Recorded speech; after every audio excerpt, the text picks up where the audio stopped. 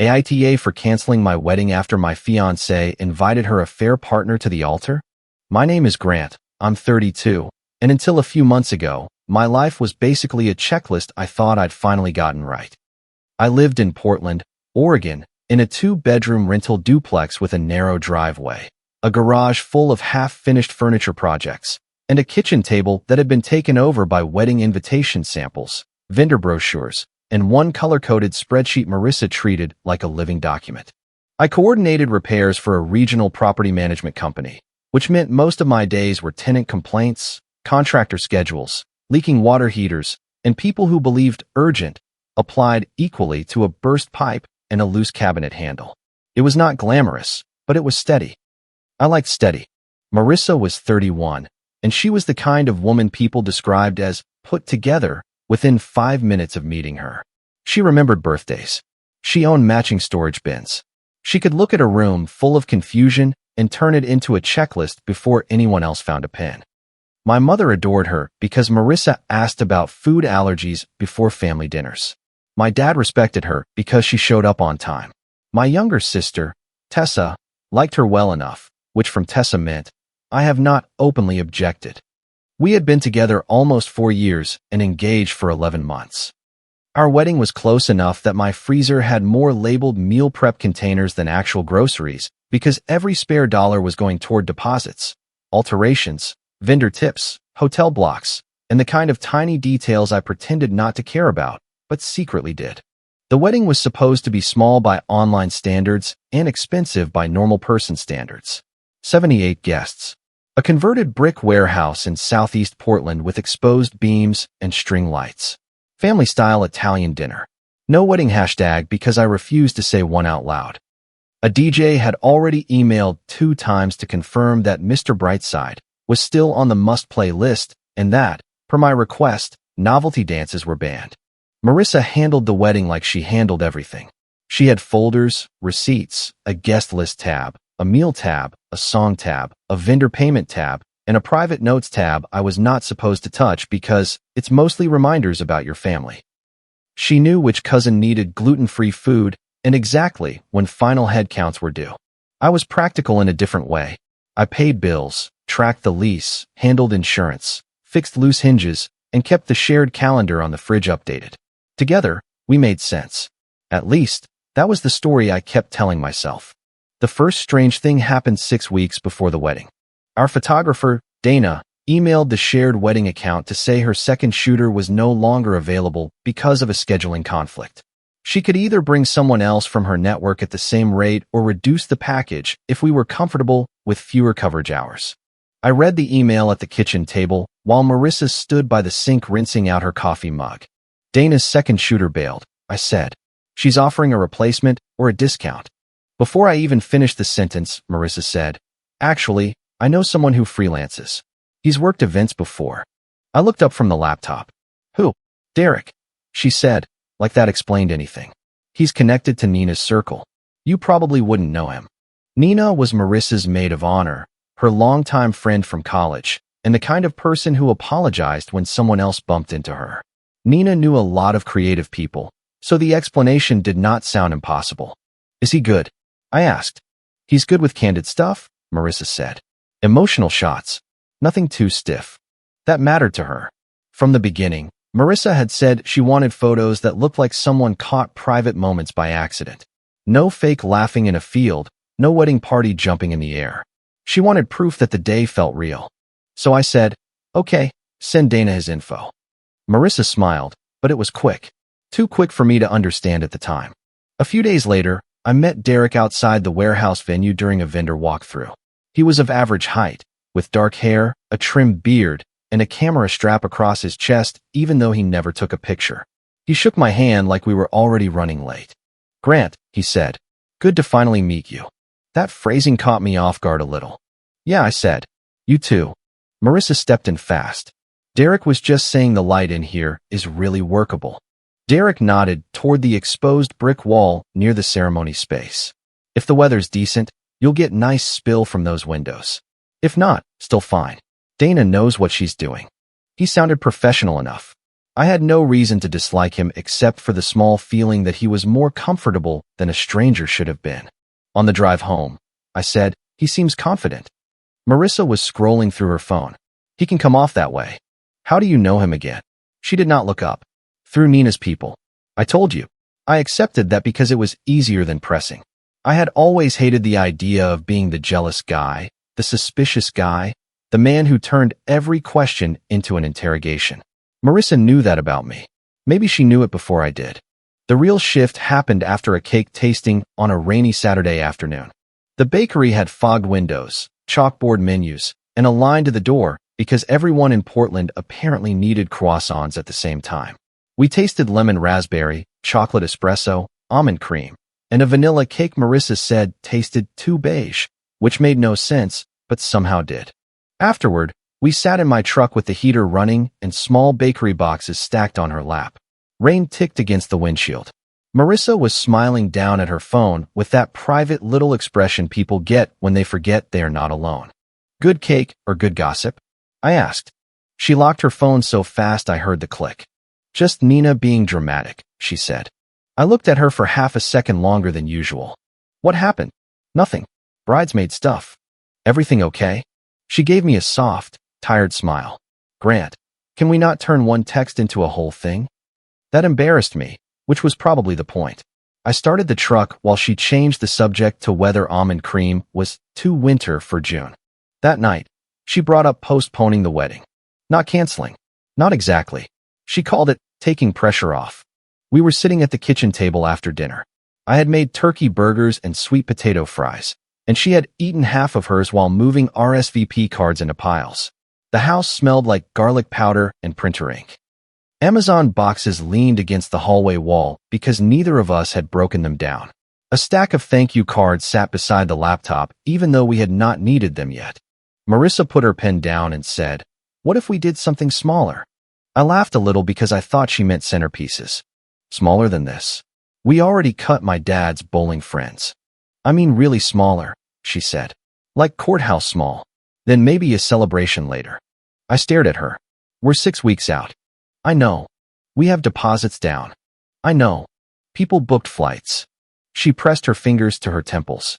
"That's exactly why we should be honest with ourselves before this turns into something we can't stop." I sat back. "Do you still want to marry me?" Her face changed immediately. Not sad. Hurt. Like I had failed a test she had not told me we were taking. "Of course I do," she said. "I just don't want one stressful day to become the whole point." It sounded reasonable. That was Marissa's gift. She could make something alarming sound emotionally mature. She talked about pressure, expectations, family noise, and money. My mom was asking too many questions, her aunt was making comments about the menu, and the whole thing had started to feel like a performance. I wanted to be supportive. I wanted to be the calm man who listened instead of the selfish man who cared more about a party than his partner's anxiety. So I said, "We can talk through it."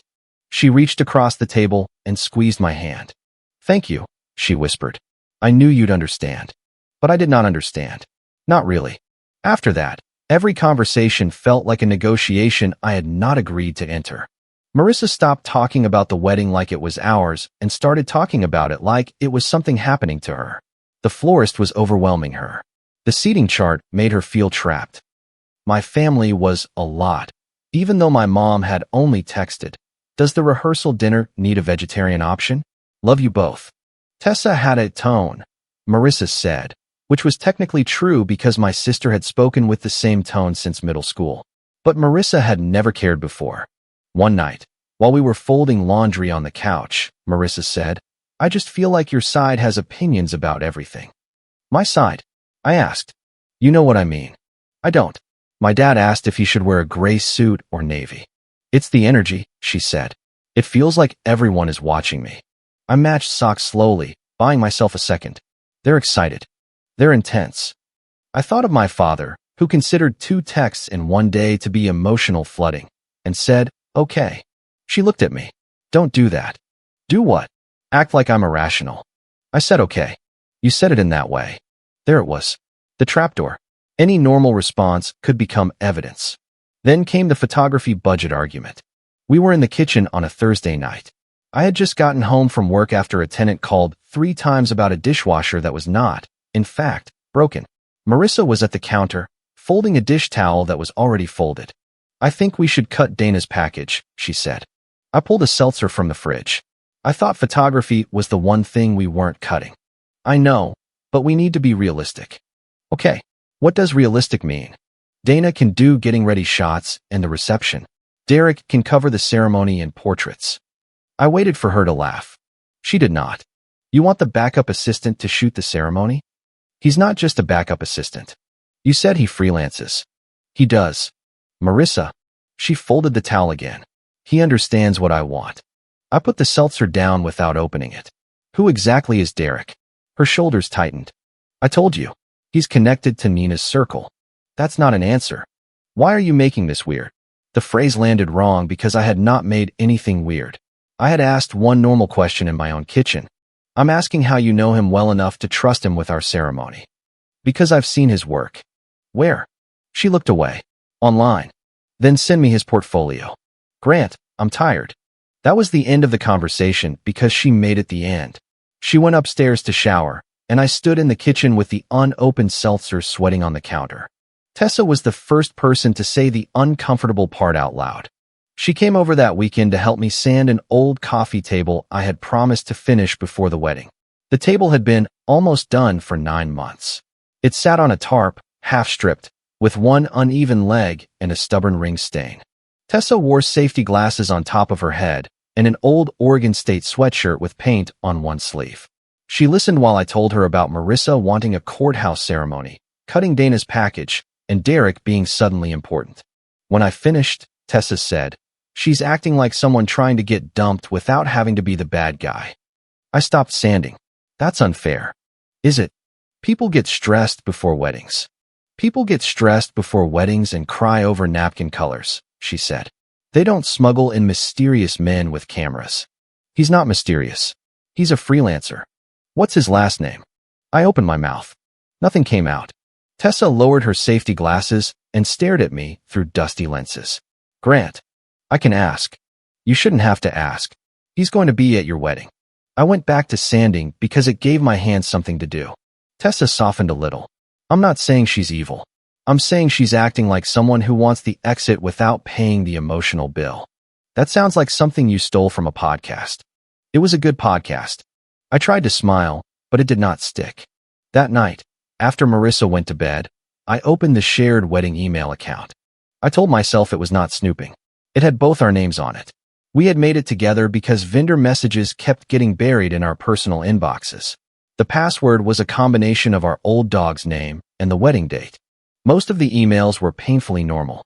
Florist invoice, caterer reminder, hotel block update, a Venmo notification from Nina for part of the bachelorette decorations, Dana confirming timeline details, the DJ asking if our do not play list was final, and if I was firm on banning novelty dances. I was. Then I found the thread with Dana about Derek. Marissa had written, "Derek can be there for the ceremony. I trust him more with emotional shots." Dana replied that she had no issue with an outside assistant as long as liability and access were clear. Marissa answered, "He knows the situation and will be discreet." I read that sentence so many times the words stopped looking like words. The dryer thumped in the hallway. Upstairs, the floor creaked once as Marissa moved around in bed. The laptop cast a blue light across the kitchen table, over the invitations, the stamps, the tiny proof cards with our names printed in expensive lettering. "He knows the situation and will be discreet." I tried to come up with an innocent explanation. Maybe it was anxiety, or Dana's package, or family tension. But discreet was not a wedding word. Discreet was a secret word. I searched Derek's first name in the wedding email. Nothing else. Then I searched Derek Photographer Portland and got too many results. I added Nina's name. Nothing useful. Then I noticed the browser search history. I did not have Marissa's email password. I did not access anything private beyond what the shared laptop already showed. But the search bar had memory, and when I typed Derek, it offered me the rest. Derek Mallory, event photography. Derek Mallory, Marissa, old photos. Can you get deposit back if groom cancels wedding? How to tell family wedding postponed. How to know if wedding doubts are real. My hands went cold. I searched Derek Mallory. His photography page came up first. Same man, better lighting. The second result was an old public album from a community college theater fundraiser. I clicked before I could talk myself out of it. There they were. Marissa at 22, sitting on Derek's lap, his arm around her waist, both of them grinning at the camera like the world had personally promised them a happy ending. I sat back so hard the chair bumped the wall. Derek was not connected to Nina's circle in some vague, harmless way. Derek was not some guy who dated someone Marissa knew. Derek was Marissa's ex. And not a casual ex. The kind people write dramatic captions about. I did not sleep much. I lay on the couch because I could not make myself go upstairs and lie beside her. Around 3 a.m., my phone buzzed with a family group text from my mom asking whether anyone knew if Aunt Carla's new boyfriend was dairy-free or just dairy-cautious. Under different circumstances, I would have laughed.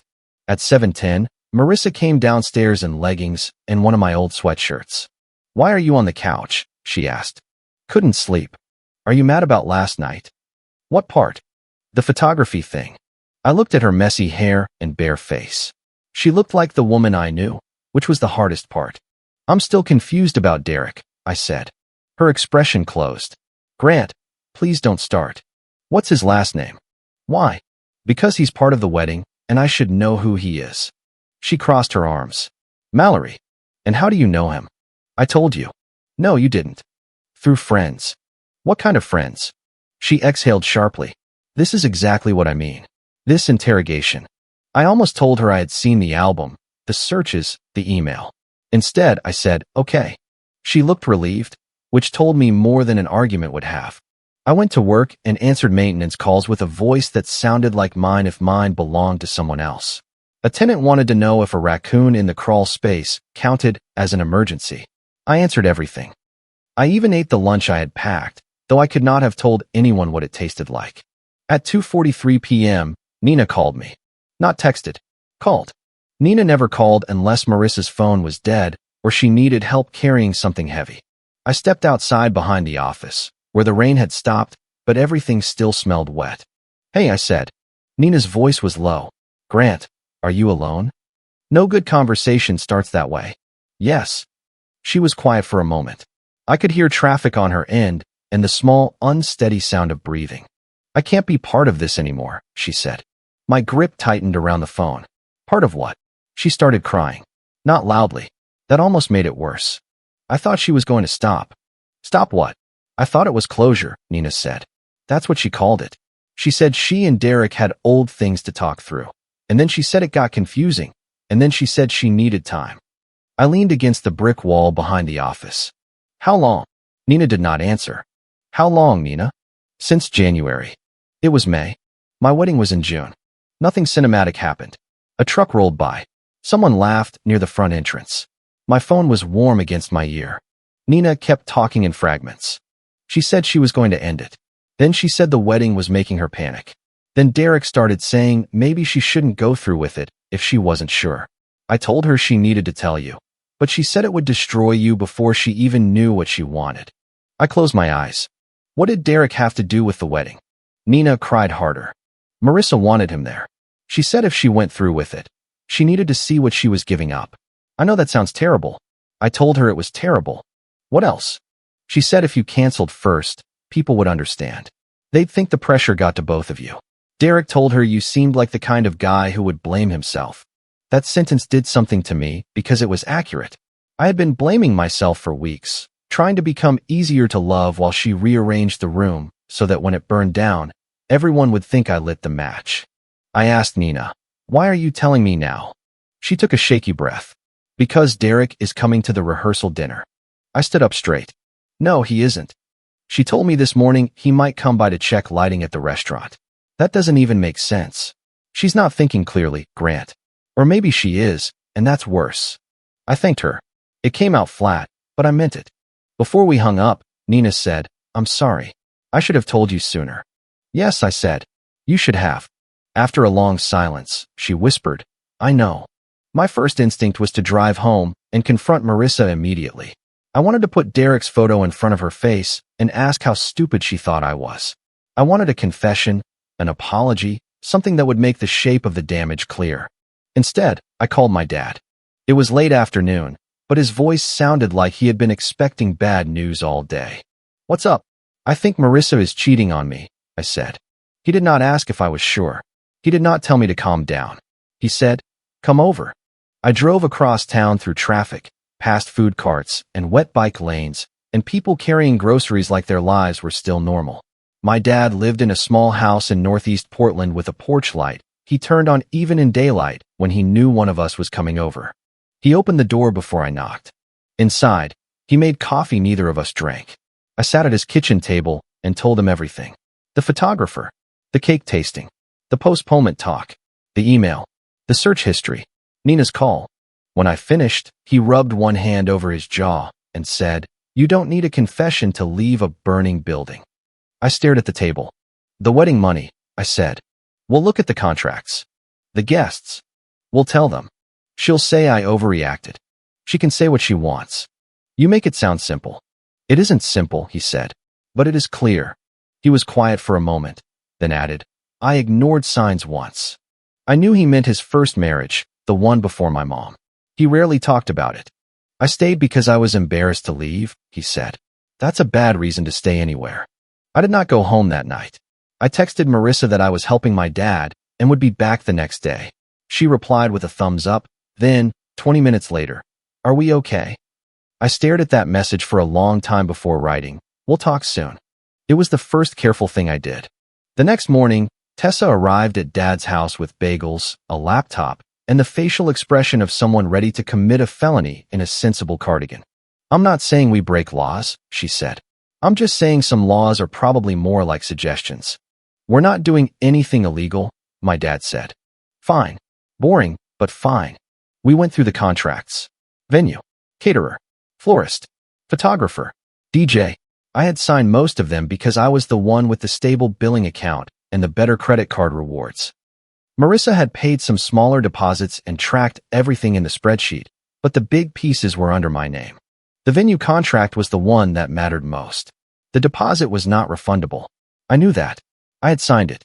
But Tessa spotted something on page 4, under cancellation and transfer policy. She read it out loud. "If cancellation is due to material misrepresentation by one signing party affecting the event, deposit may be transferred to another private event within 12 months at venue manager's discretion." She looked at me. Material misrepresentation sounds like a fancy way of saying your fiancé invited her side boyfriend to work the ceremony. "Tessa," my dad said. "What?" "I'm translating." I called Mr. Bell, the venue manager. He was in his late 50s, calm in the way people get after decades of watching families behave badly. I had liked him from our first tour because he did not try to sell us romance. He talked about fire exits, vendor load-in times, and why glitter was not allowed under any circumstances. When he answered, I said, "I may need to cancel the wedding." There was a pause. "I'm sorry to hear that. It involves misconduct connected to a vendor who was added without proper disclosure." Another pause. Longer. "That is an unusual sentence," he said. "I know. Can you document it?" "Yes." "No promises," he said. "But send me what you can. I don't like drama in my venue, but I do follow the contract." I forwarded the Dana email where Marissa wrote that Derek knew the situation and would be discreet. I forwarded the thread showing Marissa added him. I sent screenshots of Derek's public page and the old album showing they had been together. Not as revenge. As proof that he was not a neutral vendor. Then I called Dana. My hands were steady by then, which surprised me. "Did Derek send you anything directly?" I asked. Dana hesitated. "He emailed me about positioning," she said. "I assumed Marissa looped you in." She did not. "I'm sorry. I can forward it." The email arrived 2 minutes later. Derek had written, "Marissa wants me close enough during vows to catch her face if she changes her mind." I read that sentence 5 times. If she changes her mind. Not if she cries. Not if she gets emotional. If she changes her mind. Tessa leaned over my shoulder and whispered, "I hate him, and I've only met his sentence." I forwarded that to Mr. Bell too. For the next 2 days, I became very calm. Not peaceful. Calm. There is a difference. Marissa noticed. At home, she kept trying to pull me into conversations I would have joined a week earlier. "Do you think your mom is upset with me?" she asked one night while I washed a plate. "I don't know." "Did she say something?" "No. You're being distant. I turned off the water. There's a lot going on. She studied me carefully. Grant, if you're having doubts, I need you to be honest with me. I almost admired it. The timing, the wording, the way she could offer me the role she needed me to play and make it sound like emotional safety. I dried my hands. I agree, I said. Honesty matters. She looked away first. The rehearsal dinner was 2 nights later at a neighborhood Italian restaurant with red checkered napkins, bread baskets, and wine glasses that made every table look more formal than it was. My mother had brought place cards even though the dinner had only 22 people. She said it would reduce milling, as if milling were a serious social threat. The room smelled like garlic bread, tomato sauce, and wet coats. People chatted about flights, hotel rooms, traffic, and how nice the warehouse would look on Saturday. My uncle asked whether there would be an open bar. Marissa's aunt asked if the pasta had cream because she was not dairy-free, just careful. Marissa wore a cream sweater dress and small gold earrings. She looked beautiful. That annoyed me, then made me sad, then annoyed me again. She kept touching my arm in front of people. A hand on my sleeve, fingers around my wrist. Little gestures that said, "Look, we are fine. See us." Nina sat near the end of the table, pale and quiet. She barely looked at Marissa. Tessa sat beside me and texted under the table. Her message popped up on my phone. "If he shows up, I'm allowed one sarcastic comment." I replied one. She wrote back, "Define sarcastic." Before I could answer, the restaurant door opened and Derek walked in. He wore a black button-down and carried a camera bag. No one had hired him for the rehearsal dinner. No one had asked him to be there. Yet he walked in like he belonged at the edge of my life. Marissa's face changed for half a second. Most people would have missed it. I did not. Her smile slipped, then snapped back into place. "Oh," she said brightly. "Derek's here to check lighting for Saturday." Tessa laughed once, sharp and humorless. My dad looked at me across the table, not telling me what to do, just letting me know he was ready. Derek paused near the bar, suddenly less confident than he had been at the venue. I stood up. The room quieted in that slow, uneven way rooms do when people sense something is wrong before they know what it is. One conversation stopped, then another. Silverware touched plates. My mother looked from me to Marissa and back again. Marissa whispered, "Grant, don't." Not "what's wrong?" Not "are you okay?" Don't. That one word did half my job for me. I looked at the people around the table. My family. Her family. Friends who had bought dresses and booked rooms and Venmo'd each other for decorations. People who thought they were there to eat pasta and make awkward speeches. "I'm sorry," I said. "Before anyone orders, I need to say something." Marissa stood so quickly her chair scraped the floor. "Grant, I'm canceling the wedding." Her mother gasped. My mother covered her mouth. Someone whispered, "What?" Derek stopped moving near the bar. Marissa's eyes flashed. "What are you doing?" "What I should have done when I found out you lied about Derek." The room went still. Marissa lowered her voice. "This is not appropriate." "No," I said. "Inviting your ex-boyfriend to photograph our ceremony without telling me who he was is not appropriate." Her father turned toward her. "Ex-boyfriend." Derek shifted his weight. "This is not the place." I looked at him. "You're right. The place would have been anywhere before you agreed to stand near the altar at my wedding and wait to see if my fiancée changed her mind." A small sound moved through the room. Not one gasp exactly. More like everyone inhaled at the wrong time. Marissa's face went pale, then red. "You went through my things," she said. "I went through our wedding email. The one with both our names on it. You used it to arrange having him there." "That is not the whole story." "No," I said. "The whole story is that, according to Nina, you've been seeing him since January." Nina started crying at the far end of the table. Marissa turned on her instantly. "You told him?" Nina wiped her face with both hands. "You brought him here." Derek raised one hand slightly. "I'm not getting involved in family drama." I almost laughed. He had walked into the rehearsal dinner with a camera bag and still thought he could stand outside the damage. Marissa looked at him. "Seriously?" He did not answer. That was when I saw it happen. Whatever fantasy she had built around him cracked in real time. The man who helped her betray me was not willing to be loyal to her in front of witnesses. Her father stood slowly. "Marissa," he said, voice tight, "is this true?" She opened her mouth. Nothing came out. That was the confession. Her mother started crying softly. My mom sat very still, which was worse. Tessa leaned back in her chair with her arms crossed, eyes fixed on Marissa like she was daring her to try one more polished sentence. Marissa finally said, "You don't understand what kind of pressure I was under." I nodded once. "You were allowed to have doubts. You weren't allowed to have a boyfriend." The words landed hard. I felt them leave me and settle over the table. Marissa's voice sharpened. "You're humiliating me." "No," I said. "I'm refusing to be quietly blamed for a wedding you were already trying to escape." Her aunt murmured, "Maybe this should be private." My mother, who had been polite to the point of sainthood for 4 years, looked at her and said, "Private was before she brought him to dinner." No one argued with my mother. I had never loved her more. Derek left first. He muttered something about not wanting to make things worse and slipped out through the front door without touching Marissa's arm, without defending her, without even taking the camera bag off his shoulder. Marissa watched him go, stunned. Even in the wreckage of our wedding, she seemed shocked that the person who helped her cross the line was not brave enough to stand beside her. I did not stay for dinner. My dad drove me back to his house. Tessa followed in her car and sent me one text from behind us at a red light. "You did good." Also, I used zero sarcasm. Growth. I stared at that message until my eyes burned. The next morning, Marissa moved out of the duplex. Technically, she had to. The lease was in my name, and I had paid the security deposit before she moved in. I stayed at my dad's while she packed because I did not trust either of us to make the process cleaner by being in the same room. Tessa supervised. She later told me Marissa packed quietly at first, then started crying when she took the framed engagement photo off the bookshelf. Tessa said, "Do you want this?" Marissa said, "I don't know." Tessa said, "That seems to be the theme."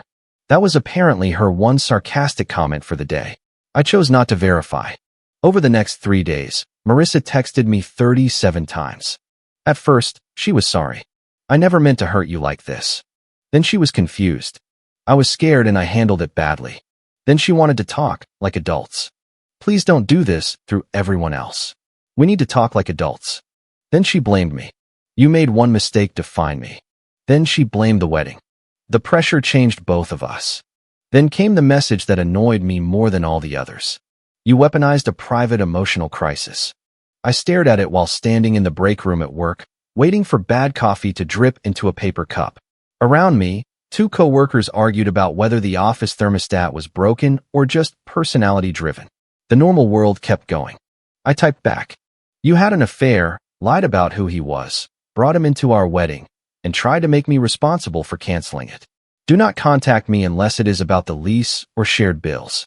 She replied almost instantly, "You're really throwing away 4 years." I typed 3 different answers before settling on one. "No, I'm accepting that you already did." After that, I blocked her number and set email rules so anything from her went into a folder I checked once a day for practical matters only.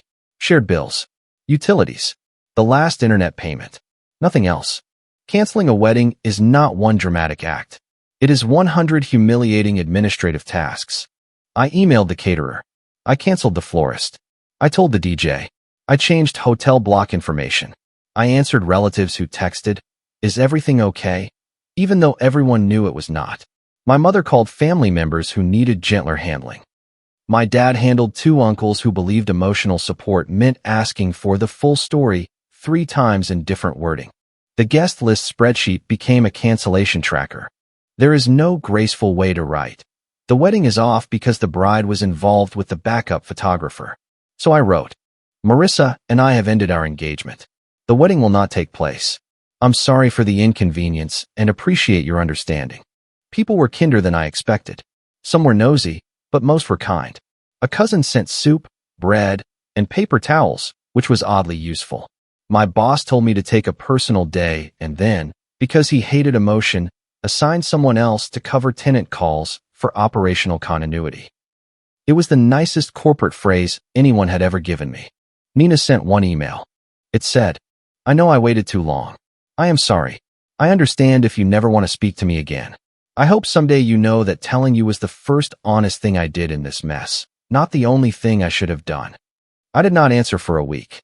When I finally did, I wrote, "I appreciate that you told me. I also wish you had told me sooner. I need distance." She replied, "I understand." For once, no one argued with the boundary. Mr. Bell called the following week. I reviewed what you sent, he said. I spoke with Dana as well. I stood in the hallway at work between a bulletin board of safety notices and a vending machine that stole quarters. Okay, I can't refund the deposit, he said.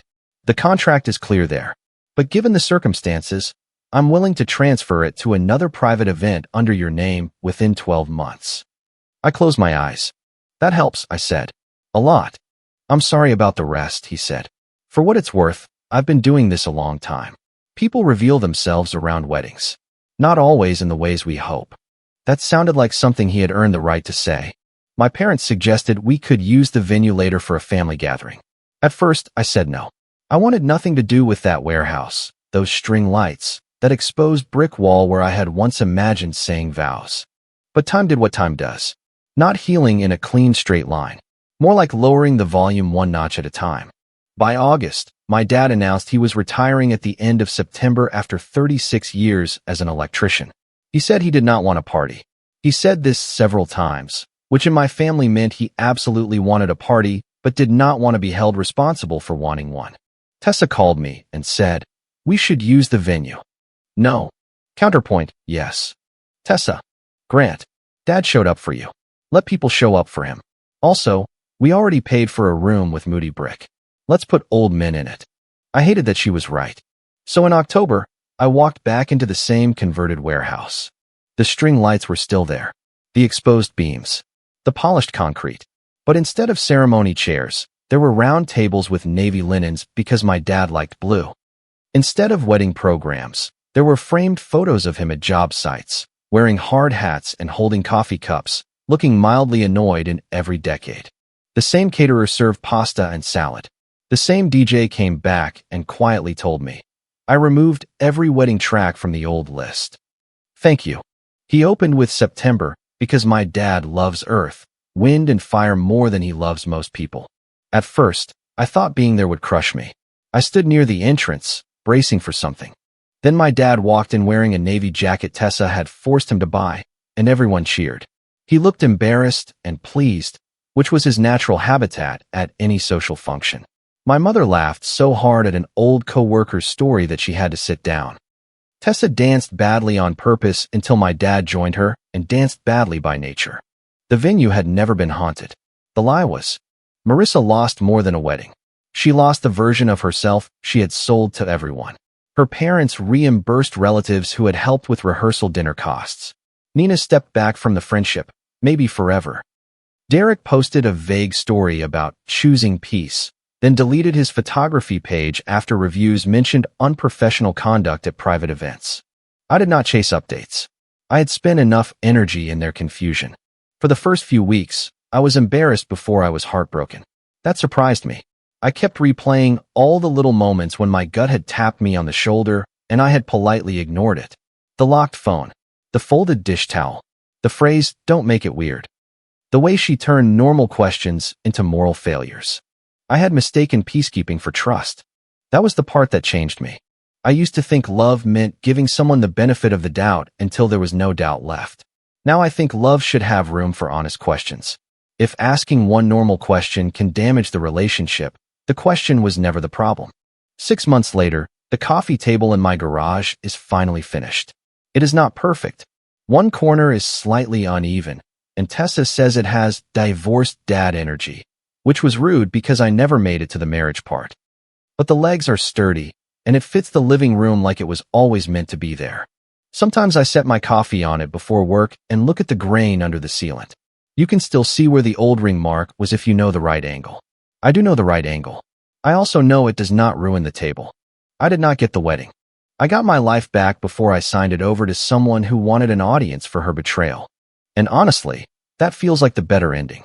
If you liked it, don't forget to leave a comment and support the channel by subscribing. See you in the upcoming stories.